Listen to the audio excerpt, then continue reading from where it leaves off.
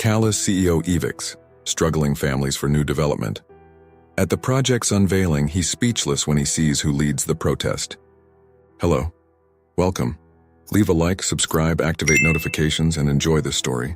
Martin Hawkins had everything: wealth, power, and a heart made of stone. To him, the signatures on the eviction notices were just another day's work.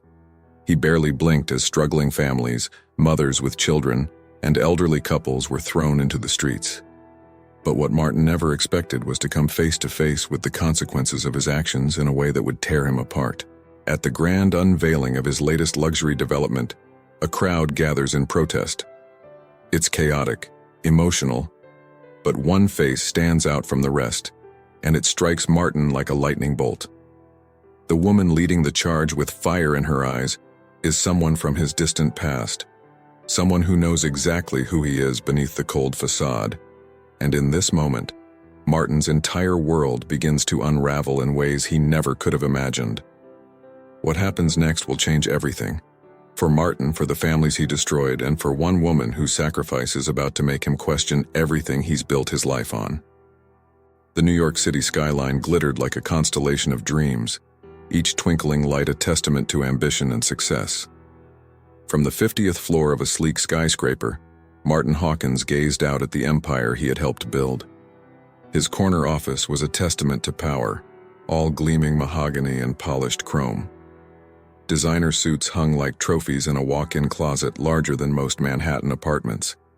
At 45, Martin was the pinnacle of corporate success. Forbes covers adorned his walls, his net worth a number that made even seasoned Wall Street traders whistle in admiration. Yet as he stood there, framed by floor-to-ceiling windows, something was missing. His steel-gray eyes, usually sharp as a hawk's, held a hollowness that no amount of wealth could fill. A gentle knock broke the silence. "Mr. Hawkins?"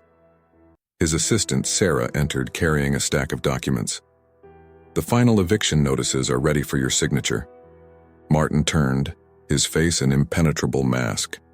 Without a word, he strode to his desk and picked up a Mont Blanc pen worth more than a month's rent for the families he was about to displace. His hand didn't waver as he signed each paper, the scratching of the nib on expensive stationery the only sound in the room. "Make sure these are delivered immediately," he said, voice devoid of emotion. "We can't afford any delays on the Riverside project." Sarah nodded, a flicker of unease crossing her face before she composed herself. "Yes, sir. Right away." As the door closed behind her, Martin allowed himself a small sigh. He knew what those papers meant. Hundreds of lives upended, families torn from homes they'd inhabited for generations. But business was business. New York needed progress, and progress had a price. The scene shifts abruptly, the opulence of Martin's office giving way to the worn but lovingly maintained streets of Riverside. Here, in this tight-knit community on the outskirts of the city, the American dream still clung to life, battered but unbroken. Children's laughter echoed from a small playground, the equipment outdated but cherished. Elderly couples sat on front stoops sharing stories and keeping watchful eyes on the neighborhood. It was a slice of old New York, the kind developers like Martin saw as prime real estate rather than homes. The first cries of anguish cut through the autumn air like a knife. "No, this can't be happening." A middle-aged woman collapsed to her knees on her front lawn, clutching a piece of paper that had just shattered her world. "We've lived here for 30 years. Where will we go?" The shock rippled through Riverside like a tidal wave. Doors flew open as neighbors rushed to comfort one another, disbelief turning to anger and fear. "Mama, what's wrong?" A young boy tugged at his mother's sleeve, confusion etched on his face as she sobbed uncontrollably. "We have to leave, baby," she choked out. "They're taking our home." Across the street, an elderly man leaned heavily on his cane, staring at the eviction notice with rheumy eyes. "I was born in this house," he whispered, his voice cracking. "I thought I'd die here too." Amidst the chaos, one figure moved with purpose. Grace Thompson, a woman in her early 40s with deep laugh lines etched around kind eyes, strode from house to house. Her own eviction notice was crumpled in her fist, but her focus was on her neighbors. "We're not going down without a fight," she declared, her voice carrying a strength that seemed to steady those around her. "This is our home, and we have rights." As Grace rallied her shell-shocked neighbors, her eyes fell on the developer's name at the bottom of the eviction notice. The shock hit her like a physical blow, and for a moment she staggered. Martin Hawkins! Memories flooded back. A gangly boy with dreams as big as the sky, his hand clasped tightly in hers as they made grand plans to change the world. How had that idealistic child become the man who would destroy their community without a second thought? Grace's jaw clenched, a fire igniting in her chest. She looked around at the faces of her neighbors, people she had known her entire life. Mrs. Rodriguez, who made the best empanadas in New York. Old Mr. Chen, who taught free Tai Chi classes in the park every morning. The Washington twins, barely out of college and already pillars of the community. This wasn't just about houses and land. This was about lives intertwined, a tapestry of human connection that couldn't be measured in dollars and cents. Listen up, everyone. Grace's voice cut through the din of despair. I know we're scared, I know this feels like the end, but it's not. It's the beginning. Faces turned towards her, hope warring with resignation. We've faced hard times before, and we've always come out stronger. Grace continued, her voice gaining strength. This is our home, and we're not going to let some fat cat in a fancy office take it away without a fight. A murmur of agreement rippled through the crowd. Tomorrow we start planning. We'll reach out to every media outlet, every politician, every advocacy group in the city. They think we're just a bunch of nobodies they can push around. Well, they're about to learn what Riverside is made of. As Grace spoke, something shifted in the air.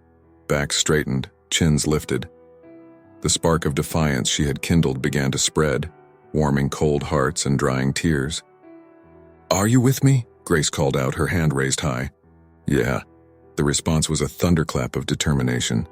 As the impromptu rally dispersed, people heading home with renewed purpose, Grace allowed herself a moment of quiet reflection. She uncrumpled the eviction notice, smoothing it out to stare once more at the signature at the bottom. Oh, Martin, she whispered, a world of sorrow in those two words. What happened to you? In that moment, standing on the cracked sidewalk of the only home she'd ever known, Grace made a vow. She would fight for Riverside with every ounce of strength she possessed.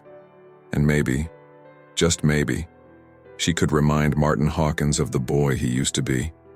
The boy who once promised to make the world a better place, not tear it down for profit. As the sun set on Riverside, casting long shadows across the neighborhood's modest homes, two worlds hung in precarious balance. In his tower of glass and steel, Martin Hawkins prepared to reshape the city in his image, blind to the human cost of his ambition. And in the heart of the community he sought to destroy, Grace Thompson steeled herself for the battle of a lifetime. The stage was set, the players were in motion, and the fate of Riverside, along with the souls of those who called it home, hung in the balance. The early morning sun cast long shadows across Martin Hawkins's penthouse apartment, its golden rays failing to penetrate the coldness that had settled in his chest.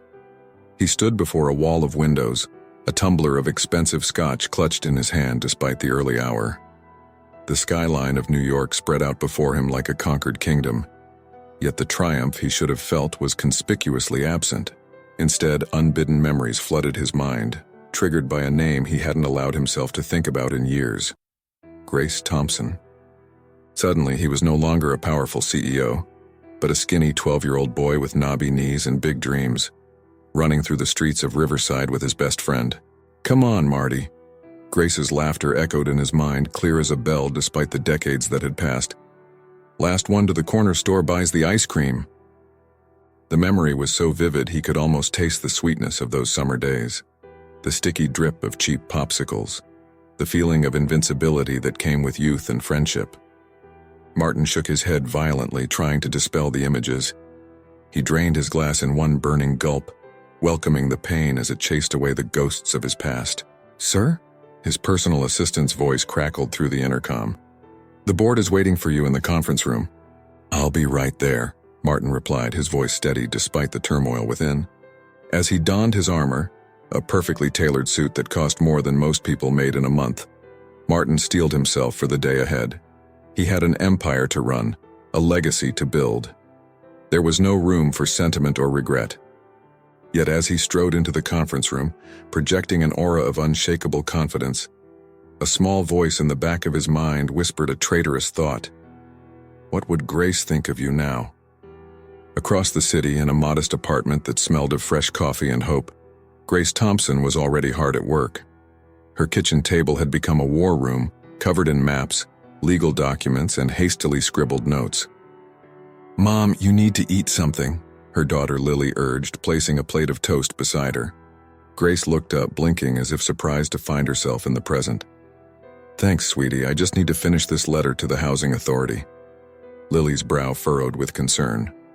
At 19, she was old enough to understand the gravity of their situation, but young enough to still believe in happy endings. "Do you really think we can stop this? I mean, Hawkins Developments is huge. We're just us." Grace reached out, squeezing her daughter's hand. "Sometimes just us is all it takes to change the world. Remember what I always tell you?" Lily smiled despite herself. "Never underestimate the power of a community united." "That's my girl," Grace said, her eyes sparkling with pride and determination. "Now, how about you help me brainstorm some slogans for our protest signs?" As mother and daughter bent their heads together, laughing and dreaming up increasingly outrageous puns, Grace felt a familiar pang in her chest. How different would Lily's life have been if she had made different choices all those years ago? For a moment, Grace allowed herself to indulge in a bittersweet daydream. In another life, perhaps she would have left Riverside, chased her own dreams instead of staying to fight for her community. Maybe she and Martin. She shook her head, banishing the thought. There was no use dwelling on might-have-beens. She had chosen her path, just as Martin had chosen his. And now, those paths were set to collide in a way neither of them could have imagined. Back in his office, Martin found himself unable to focus on the quarterly report spread before him. The faces of Riverside's residents, captured in grainy surveillance photos, seemed to stare accusingly from the file on his desk. He picked up a picture of an elderly couple, their weathered faces etched with worry as they stood on the porch of their soon-to-be-demolished home. Something about their eyes, filled with a mixture of defiance and despair, tugged at a part of Martin he thought he'd buried long ago. For a fleeting moment, he saw his own parents in those faces. He remembered the day they'd lost everything, how helpless he'd felt as a child watching his father's dreams crumble along with their family's security. Never again, he'd vowed then. "I'll become so powerful, so wealthy that no one can ever make me feel that way again." He'd achieved that goal beyond his wildest dreams, so why did victory taste so bitter? A knock at the door jolted him from his reverie. Sarah entered, her face pale. "Sir, you need to see this." She turned on the large flat-screen TV mounted on his office wall.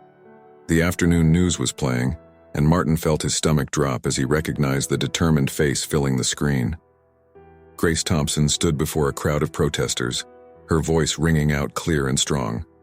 "We will not be silenced. We will not be bought. Riverside is our home, and we will fight for it with every breath in our bodies." The camera panned to show hundreds of people behind her, holding signs and chanting. Martin's eyes widened as he recognized faces from the file. The elderly couple, young families, small business owners, all united against him. "They're calling themselves the Heart of Riverside Coalition," Sarah explained quietly. "Ms. Thompson has already secured pro bono legal representation and garnered significant media attention. Our PR team is concerned." Martin nodded mechanically, his eyes still fixed on Grace's impassioned face. She looked older, of course. They both did. But her eyes, they still held that same fire, that unwavering belief in justice that had once inspired him to dream of changing the world. "Sir?" Sarah's voice broke through his thoughts. "What do you want us to do?" Martin turned away from the screen, his face an unreadable mask. "Proceed as planned," he said, his voice cold. "We've come too far to back down now." As Sarah left to relay his orders, Martin turned back to the window, looking out over the city he'd helped shape. But instead of pride, all he felt was a gnawing emptiness. In the reflection of the glass, he caught a glimpse of his own face. Successful, powerful, utterly alone. And for the first time in years, Martin Hawkins allowed himself to wonder, at what cost had he built his empire? And was it truly worth the price? As the sun began to set over New York City, casting a golden glow over both gleaming skyscrapers and humble brownstones. Two old friends turned adversaries prepared for a battle that would test not just their resolve, but the very foundations of who they had become. In his tower of glass and steel, Martin Hawkins tried to bury his doubts beneath layers of cold logic and ambition. In her small apartment in Riverside, Grace Thompson rallied her neighbors, her determination burning brighter with each passing hour.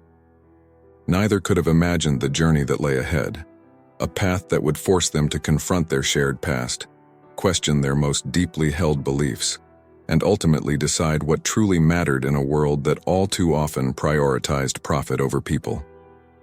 The stage was set, the battle lines were drawn. And as night fell over the city that never sleeps, both Martin and Grace found themselves standing at a crossroads, the echoes of their youthful dreams mingling with the harsh realities of the present. The real question was, when the dust settled, who would they be? The crisp autumn air crackled with tension as the sun rose over Riverside.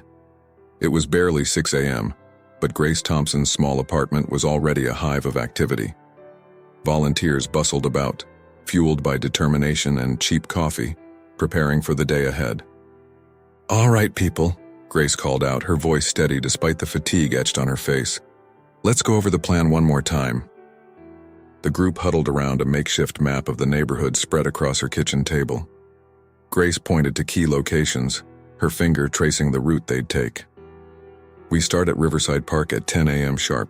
Remember, this is a peaceful protest. No matter what happens, we do not engage in violence or property damage. Are we clear?" A chorus of affirmatives rang out. Grace smiled, feeling a surge of pride for her neighbors turned activists. "Good. Now, Maria, how are we doing on signs?" A petite woman with graying hair grinned. "Finished last night. Wait till you see what the kids came up with. Those Hawkins suits won't know what hit them." Laughter rippled through the room, breaking some of the tension. Grace felt a lump form in her throat as she looked around at the faces of people she'd known her whole life. They were risking everything for this fight. "I can't thank you all enough," she said, her voice thick with emotion. "What we're doing today, it's bigger than just saving our homes. We're standing up for every community that's been steamrolled by corporate greed. We're fighting for the soul of this city."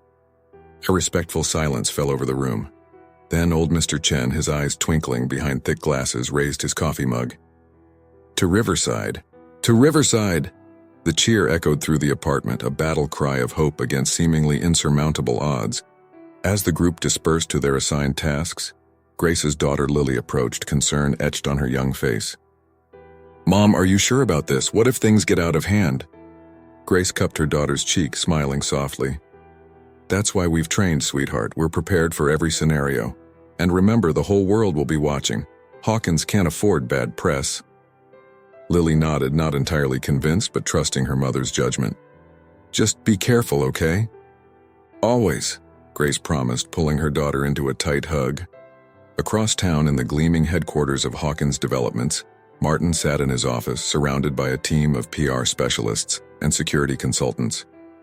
The atmosphere was tense, a far cry from the usual confident bustle. "Mr. Hawkins," a severe-looking woman in a sharp suit addressed him, "we strongly advise against you making any public appearances today. Let us handle the media response." Martin nodded absently, his eyes fixed on the bank of monitors displaying live feeds from Riverside. He watched as people began to gather, their faces a mix of determination and fear. "Sir?" His assistant Sarah's voice cut through his thoughts. "The board is requesting an update on the situation." Martin's jaw clenched. He could feel the weight of expectations pressing down on him. From the board, from his investors, from the legacy he'd spent decades building. But as he watched the crowds grow on the screens before him, a nagging doubt gnawed at the edges of his resolve.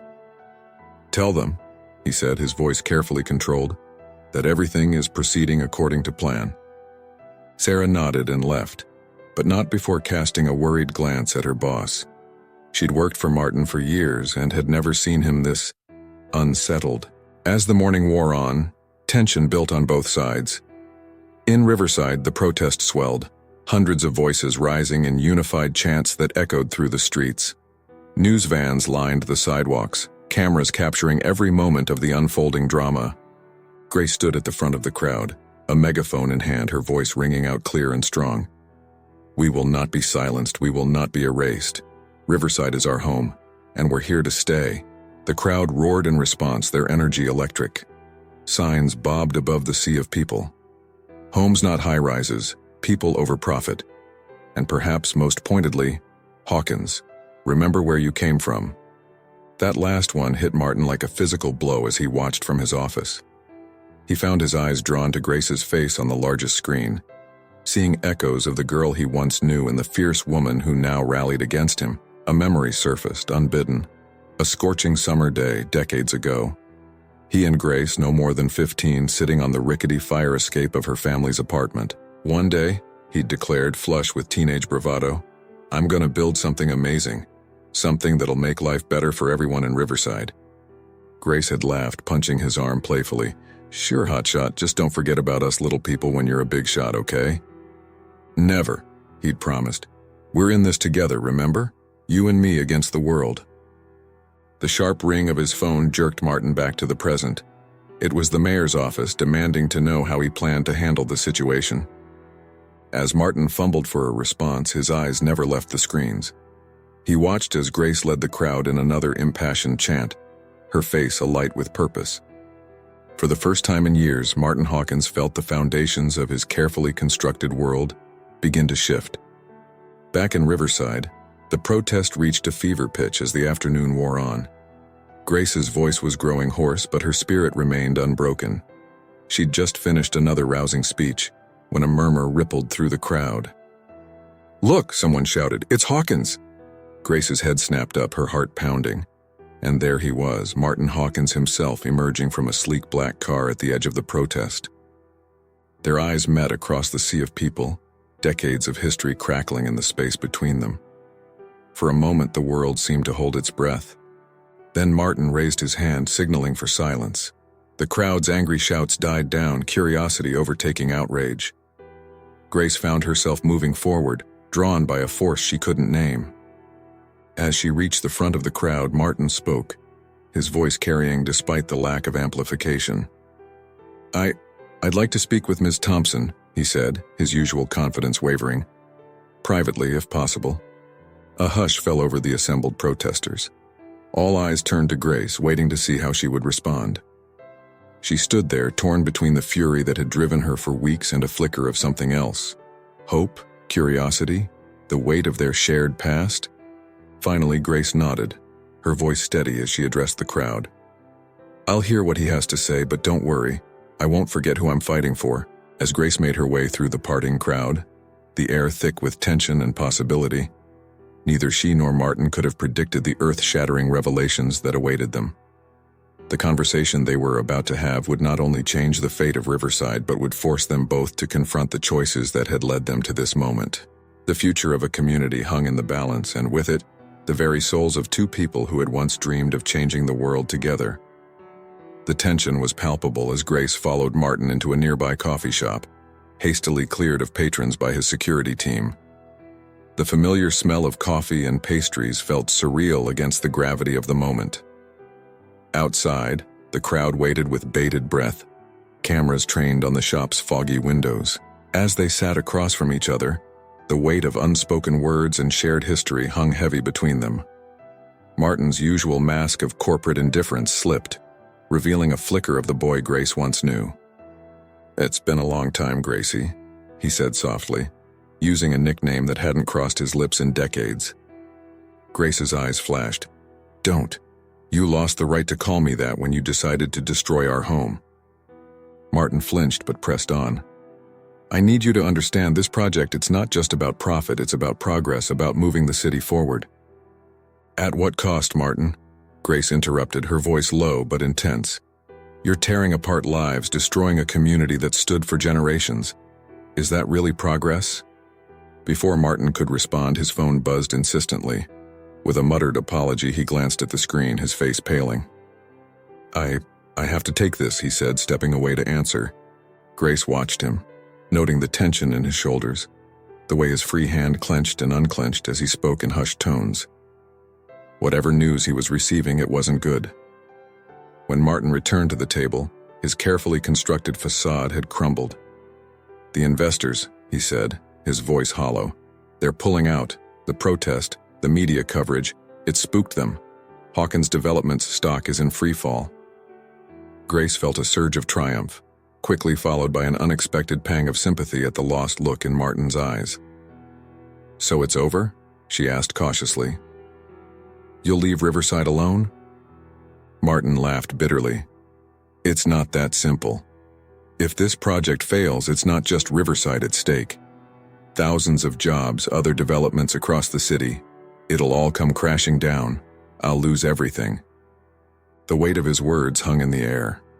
Grace found herself torn between the victory she'd fought so hard for and the realization of just how high the stakes had become. Outside, the crowd's chants grew louder, punctuated by the wail of approaching sirens. The situation was escalating beyond either of their control.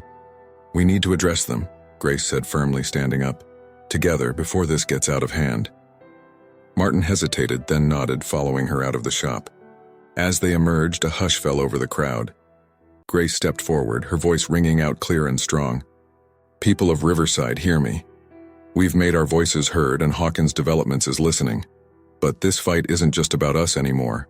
The consequences of today's actions reach far beyond our neighborhood." She glanced at Martin, who stepped forward, his usual confidence replaced by a raw honesty that caught the crowd off guard. "I was wrong," he admitted, his voice carrying across the stunned silence.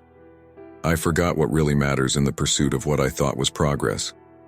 But I see now that true progress can't come at the cost of community, of homes, of lives."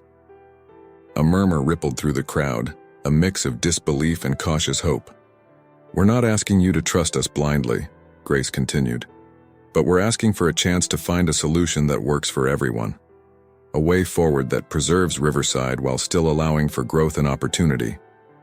As Grace and Martin stood side by side, addressing the crowd, neither of them noticed the lone figure watching from the shadows. Sarah, Martin's assistant, observed the scene with a mixture of relief and calculation. This unexpected turn of events could be spun into a PR victory, salvaging both the company's reputation and her own career aspirations. With a small smile, she slipped away, already crafting press releases in her mind. The narrative of redemption and community partnership would play well with the media, possibly even better than the original development plans. As the day wore on, the protest transformed into an impromptu town hall.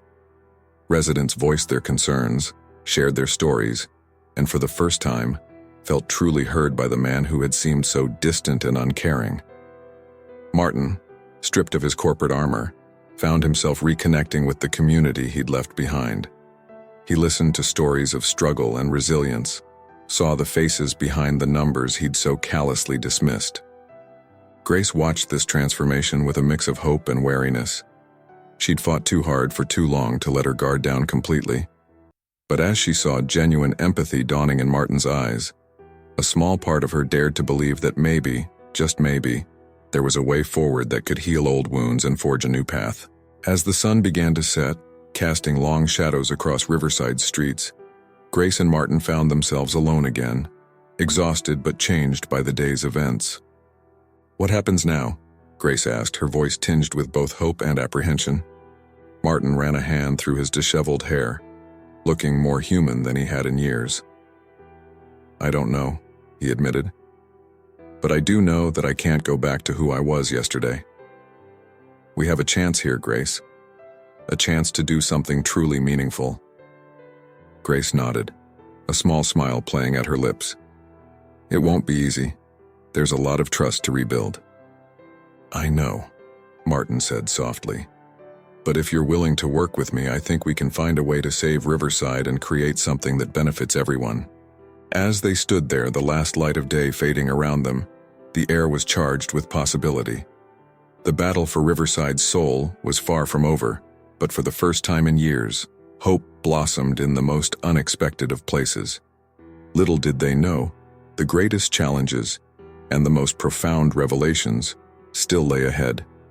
The journey they were about to embark on would test not only their resolve, but the very foundations of their beliefs and identities. As night fell on Riverside, a community held its breath, poised on the brink of transformation. and two old friends, reunited by circumstance and changed by confrontation, prepared to navigate a future neither of them could have imagined. The real work was just beginning. The following week saw Riverside transformed into a hive of activity. The once abandoned community center became the hub of a new collaborative effort between residents and Hawkins developments. Maps and blueprints covered the walls, while volunteers in corporate suits alike huddled over laptops, working to find a compromise that would preserve the neighborhood's soul while allowing for sustainable growth. Grace found herself at the center of it all, mediating between longtime residents skeptical of change and Martin's team of urban planners and architects. The long days and longer nights were taking their toll, but she pressed on, driven by a mix of hope and determination. One evening, as the sun dipped below the horizon, casting long shadows across the community center, Grace sat alone, poring over the latest proposal. The sound of footsteps made her look up to see Martin approaching, 2 cups of coffee in hand. "Thought you could use this," he said, offering her a steaming mug. Grace accepted it with a tired smile. "Thanks, I think I've read this document so many times the words are starting to swim." Martin chuckled, settling into a chair beside her. For a moment they sat in companionable silence, the weight of their shared goal hanging between them. "You know," Martin began hesitantly, "I can't help but wonder if things had been different if I hadn't left Riverside all those years ago. Would we still be here, fighting on the same side?" Grace's grip tightened on her mug. "Martin, But before she could respond, the door burst open. Lily, Grace's daughter, stormed in, her face a mask of fury. "Mom, how could you?" she demanded, waving a stack of papers.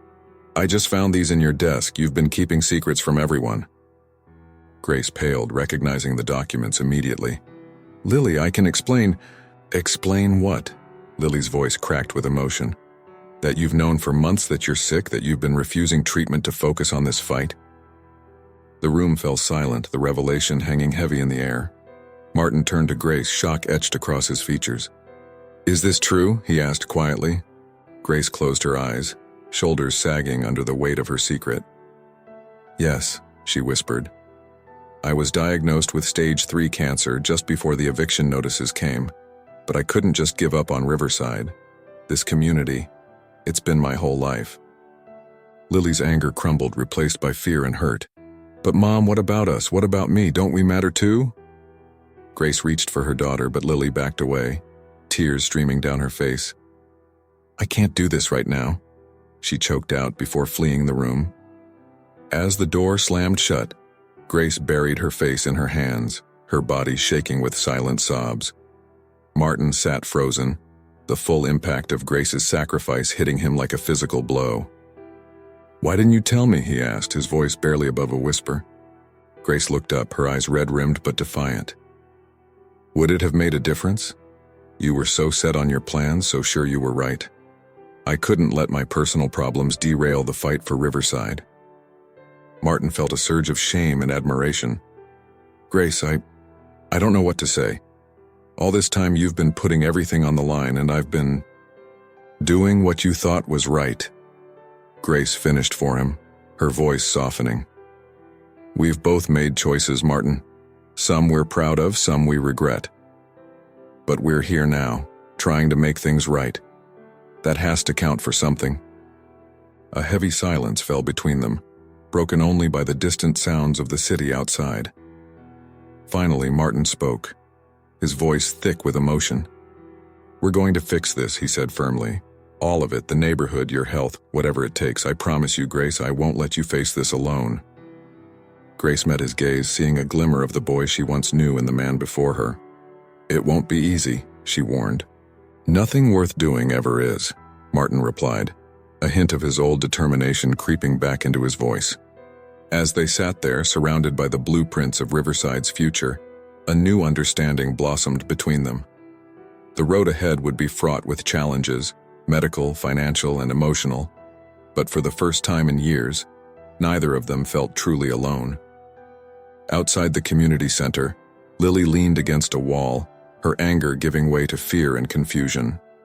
She watched as neighbors passed by, going about their evening routines, oblivious to the turmoil within her family. The weight of her mother's secret pressed down on her, along with the realization that the fight for Riverside had become far more personal than she'd ever imagined. As the night deepened, Riverside stood at a crossroads. The battle to save the neighborhood had revealed deeper truths and opened old wounds. But it had also rekindled connections long thought lost and sparked the possibility of redemption. In the quiet of the community center, Grace and Martin began to plan not just for Riverside's future, but for a journey of healing, for the community, for their friendship, and for Grace herself. The path forward was uncertain, but for the first time in a long while, it was illuminated by a shared sense of purpose and the flickering flame of hope. The real test of their resolve, and the true nature of their rekindled bond, was yet to come. As Riverside held its breath, waiting to see what the dawn would bring, the stage was set for a climax that would challenge everything they thought they knew about themselves, each other, and the true meaning of community. The news of Grace's illness spread through Riverside like wildfire, transforming the community's fight into something far more personal. The once bustling community center now carried a somber air, as residents grappled with the revelation that their tireless leader had been silently battling cancer alongside their shared struggle. Martin found himself at the eye of an emotional storm. The corporate world he'd built his life around suddenly felt hollow in the face of Grace's sacrifice. He threw himself into the work with renewed vigor, determined to find a solution that would save both Riverside and the woman who had reminded him of his forgotten ideals. One crisp autumn morning, Martin stood before the board of Hawkins Developments, his usual confidence replaced by a grim determination. "Gentlemen," he began, his voice steady despite the butterflies in his stomach, "I'm here to propose a radical restructuring of the Riverside project." The room erupted in murmurs of confusion and protest. Martin raised a hand, silencing them. "I know this isn't what we originally planned, but after spending time in the community, after really listening to the people there, I've come to realize that our initial approach was short-sighted." He clicked a button and new plans flashed onto the screen behind him. Gone were the sleek high-rises and luxury shops. In their place was a vision of Riverside reborn, affordable housing integrated with green spaces, community-owned businesses, and a state-of-the-art medical center at its heart. "This isn't just about preserving a neighborhood," Martin continued, his passion evident in every word. "It's about creating a model for sustainable urban development, one that prioritizes people over profit." The silence that followed was deafening. Then slowly voices began to rise in protest. "This is madness, Hawkins," one board member exploded. "You're talking about throwing away millions in potential revenue. Not to mention the hit our stock will take," another chimed in. "The shareholders will have our heads." Martin stood his ground, weathering the storm of objections. But as the criticism mounted, doubt began to creep in. Was he really ready to risk everything, his company, his reputation, his entire life's work, for this? As if sensing his wavering resolve, his phone buzzed with a text from Grace. "Whatever happens in there, remember why we're fighting. Riverside believes in you." Martin took a deep breath, steeling himself. "I understand your concerns," he said, his voice cutting through the chaos. "But I'm asking you to trust me. This isn't just good for Riverside. It's good for us. We have a chance to be at the forefront of a new kind of development, one that communities will welcome rather than resist." The debate raged on for hours. By the time Martin emerged from the boardroom, he was exhausted but victorious. The board had grudgingly agreed to a modified version of his plan, albeit with strict conditions and timelines. As he stepped out of Hawkins Tower, the weight of what he'd just done hit him full force. He'd risked everything on this gamble. If it failed? His thoughts were interrupted by the sight of a familiar figure waiting by his car. Grace stood there looking pale but determined. "I hope you don't mind," she said with a small smile. "Lily told me about the meeting. I wanted to be here." Martin felt a lump form in his throat. "Grace, She held up a hand, silencing him. "Before you say anything, there's something you need to know." She took a deep breath, steadying herself. "I've decided to start treatment." The world seemed to stop for a moment. Martin stared at her, a mix of relief and fear washing over him. That's wonderful news," he managed. "But why now? What changed?" Grace's eyes shimmered with unshed tears. You did, Martin. Seeing you fight for Riverside, watching you remember the person you used to be. It reminded me that some things are worth fighting for. My life included. Without thinking, Martin pulled her into a tight embrace. They stood there for a long moment, the noise of the city fading away around them. As they pulled apart, Grace's expression turned serious. But this fight isn't over. Riverside still needs us. And now I need to know that if something happens to me, someone will be there to carry on the work we've started. Martin nodded, understanding the weight of what she was asking. I promise you, Grace, whatever happens, I'll see this through. For Riverside, for us. As they drove back to the neighborhood, a comfortable silence settled between them. The city skyline glittered in the distance, a reminder of the world they were trying to change. In Riverside, news of Martin's presentation to the board had already spread. As they pulled up to the community center, they were greeted by a small crowd of residents, their faces a mix of hope and apprehension. Lily pushed through the crowd, her eyes red-rimmed but determined. She threw her arms around her mother, whispering fiercely, I'm sorry, Mom. I'm with you. Whatever it takes. As Grace held her daughter close, Martin addressed the gathered crowd. We've got a long road ahead of us, he said, his voice carrying across the quiet street. But if we stand together, I believe we can create something truly remarkable here in Riverside. A cheer went up from the crowd, tentative at first, but growing in strength. As the sun began to set, casting a warm glow over the neighborhood, there was a palpable sense of change in the air. But even as hope blossomed in Riverside, storm clouds were gathering on the horizon. Martin's bold move had made powerful enemies, both within his company and in the wider business world. And Grace's battle was far from over, with grueling treatments and an uncertain prognosis ahead. As night fell on Riverside, Martin and Grace stood side by side, watching as their neighbors dispersed, chattering excitedly about the future. They were under no illusions about the challenges that lay ahead, but for the first time in a long while, they felt ready to face them, together. The true test of their resolve and of the fragile new bonds they'd forged was yet to come. But in that moment, as the stars began to twinkle overhead, anything seemed possible. The day of the project's official unveiling dawned bright and clear, a crisp autumn morning that seemed to crackle with anticipation. Riverside was abuzz with activity, its streets lined with a mix of hopeful residents, skeptical journalists, and curious onlookers from across the city.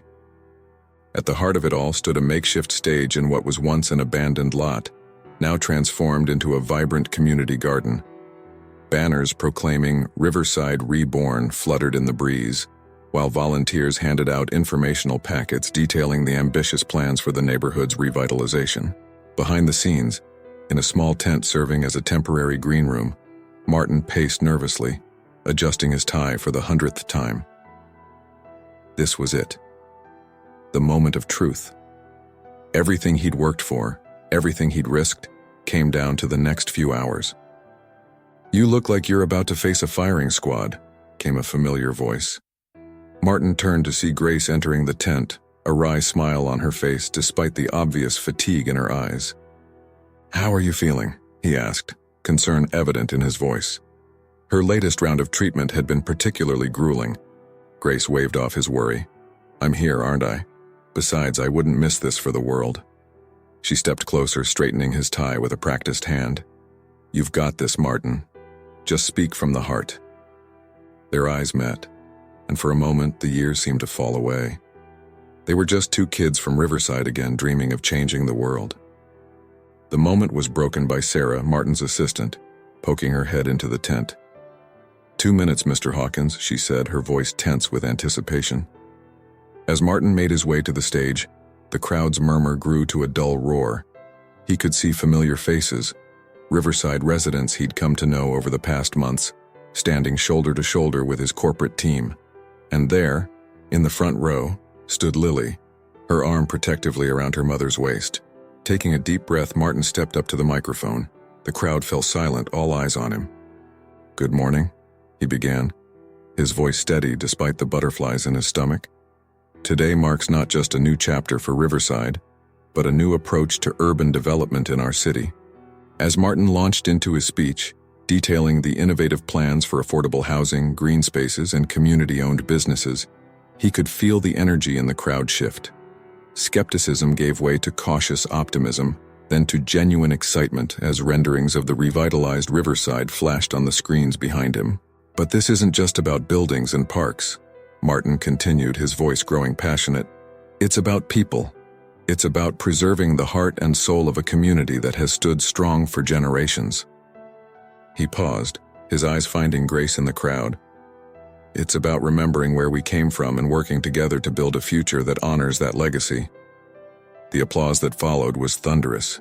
As Martin stepped back from the podium, feeling a weight lift from his shoulders, he could see tears in the eyes of many Riverside residents. They weren't just clapping for a development plan.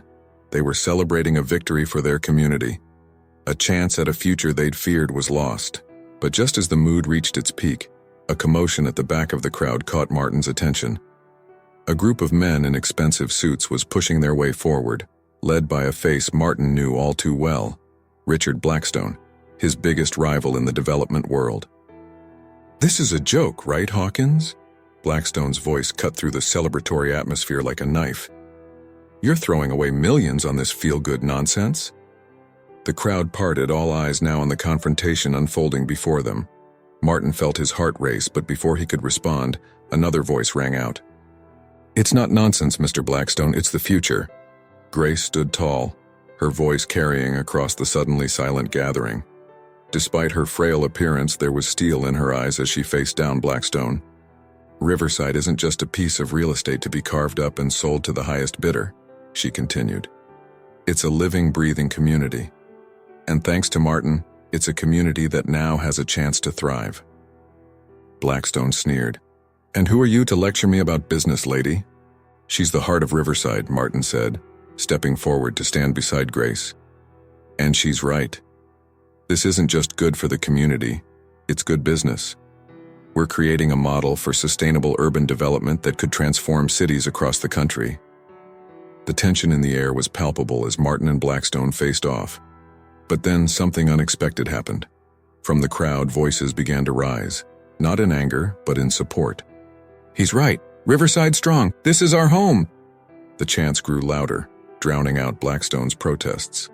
The tide of public opinion was clear, and even the hardened businessmen seemed taken aback by the community's unity.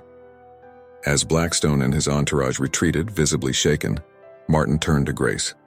The relief and joy on her face mirrored his own. They'd done it.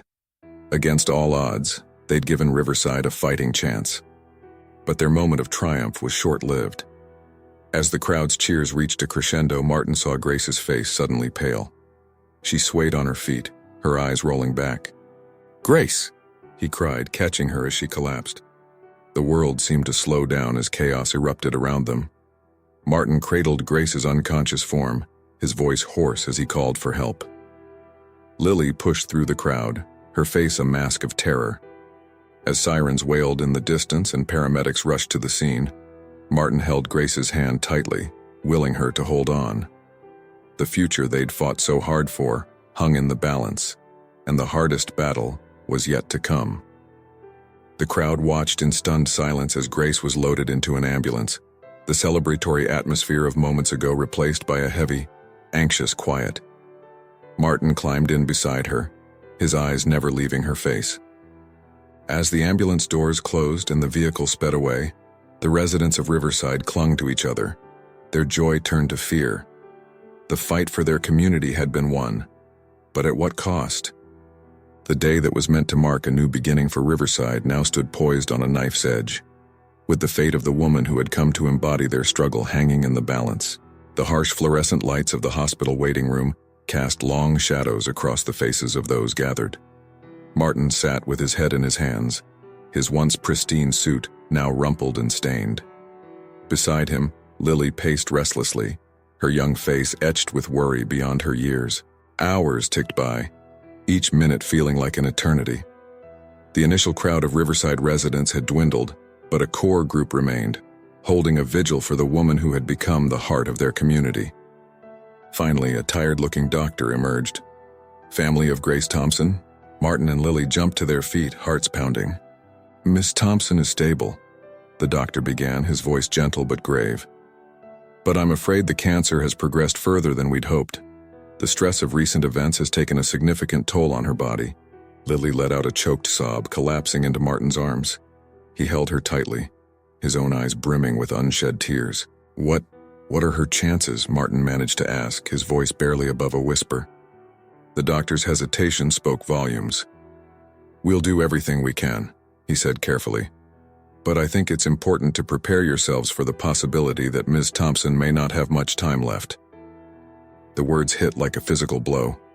Martin felt as though the floor had dropped out from beneath him. After everything they'd been through, after all they'd accomplished, to lose Grace now seemed like a cruel twist of fate. As the doctor excused himself, promising to update them on any changes, Martin found himself wandering to the hospital chapel. He hadn't set foot in a place of worship in years, but now he felt drawn to the quiet sanctuary. Sitting in the dimly lit room, Martin's mind raced through the events that had led him to this moment. He thought of the boy he'd been, full of dreams and ideals. He thought of the man he'd become, hardened by ambition and greed. And he thought of Grace, who had never lost sight of what truly mattered. "I'm sorry," he whispered to the empty room, his voice cracking. "I'm so sorry for everything." As dawn broke, casting a pale light through the chapel windows, Martin made a silent vow. Whatever happened, he would see through the vision he and Grace had created for Riverside. He would honor her legacy, no matter the cost. Days blurred into weeks as Grace fought for her life. Martin split his time between the hospital and Riverside, throwing himself into the community's revitalization with a fervor that surprised even his closest associates. One crisp afternoon, as Martin sat by Grace's bedside, her eyes fluttered open. Despite the tubes and machines surrounding her, her gaze was clear and focused. "Martin," she said, her voice weak but determined, "I need you to promise me something." He leaned in, clasping her hand gently. "Anything, Grace, you know that." She smiled faintly. "Promise me you'll finish what we started. Not just the buildings and the parks, but the spirit of it, the community, the hope." Martin felt tears welling up. "I promise, Grace, with everything I am, I promise." Grace's eyes drifted to the window where the autumn leaves were turning golden. "You know," she mused, "I always loved this time of year. It reminds us that there's beauty in endings too. That change can be a kind of rebirth." As the sun began to set, casting a warm glow across the hospital room, Grace turned back to Martin. "Thank you," she whispered, "for remembering who you were, who you are." With those words, Grace slipped into a peaceful sleep, a small smile on her face. It was the last time Martin would see her conscious. 3 days later, surrounded by her daughter, her friends, and the community she'd fought so hard for, Grace Thompson took her last breath. The news of Grace's passing spread through Riverside like a shockwave. The neighborhood that had been buzzing with hope and activity fell into a deep, mournful silence. On the day of her funeral, it seemed as though all of New York had come to pay their respects. The small church in Riverside couldn't contain the crowd, which spilled out onto the streets. People from all walks of life stood shoulder to shoulder, corporate executives next to construction workers, city officials beside community activists.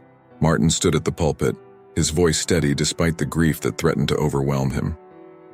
"Grace Thompson was more than just a resident of Riverside," he began. "She was its heart, its conscience, and its unwavering spirit. She reminded us all of what it means to truly belong to a community, to fight for what's right, no matter the cost." As he spoke, Martin could feel a shift in the air. The sorrow that had blanketed Riverside began to transform into something else, a collective determination to honor Grace's memory by bringing her vision to life. In the days and weeks that followed, Riverside saw an unprecedented outpouring of support and engagement.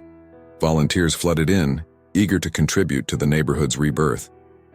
Martin worked tirelessly, pouring every ounce of his considerable resources and influence into realizing the dream he and Grace had shared.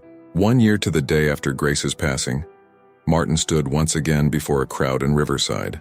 But this time, instead of a makeshift stage in an abandoned lot, he stood in the heart of a transformed community. Behind him rose the Grace Thompson Memorial Health Center, a state-of-the-art facility that would provide free and low-cost care to Riverside residents for generations to come. Around it, new affordable housing blended seamlessly with restored historic buildings. Parks and community gardens dotted the landscape, bringing green life to once neglected corners. As Martin cut the ribbon to officially open the health center, he felt a presence beside him. Lily stood there, tears in her eyes, but a proud smile on her face. In her arms, she cradled a newborn baby, Grace's grandchild, born just weeks earlier. "Mom would have loved this," Lily said softly, looking out at the vibrant, reborn Riverside. Martin nodded, his throat tight with emotion. "She's here," he said. "In every brick, every tree, every smile, this is her legacy." As the crowd cheered and the autumn sun bathed Riverside in a golden light, Martin felt a sense of peace wash over him. He had lost much on this journey: his fortune, his company, the life he'd once known. But he had gained something far more precious: redemption, purpose, and a true understanding of what it meant to build a legacy that mattered. In that moment, surrounded by the community that had become his family, Martin knew that Grace had been right. There was beauty in endings and hope in new beginnings. And as long as there were people willing to fight for what was right, the spirit of Riverside and the memory of Grace Thompson would live on forever. Thank you very much for listening to this story. Comment below what you thought of the ending and from which city you're listening to us. If you enjoyed this story and want to hear more, click on the next story that's appearing on your screen now. Leave your like and subscribe to our channel so we can build a huge community that shares inspiring stories together. See you soon.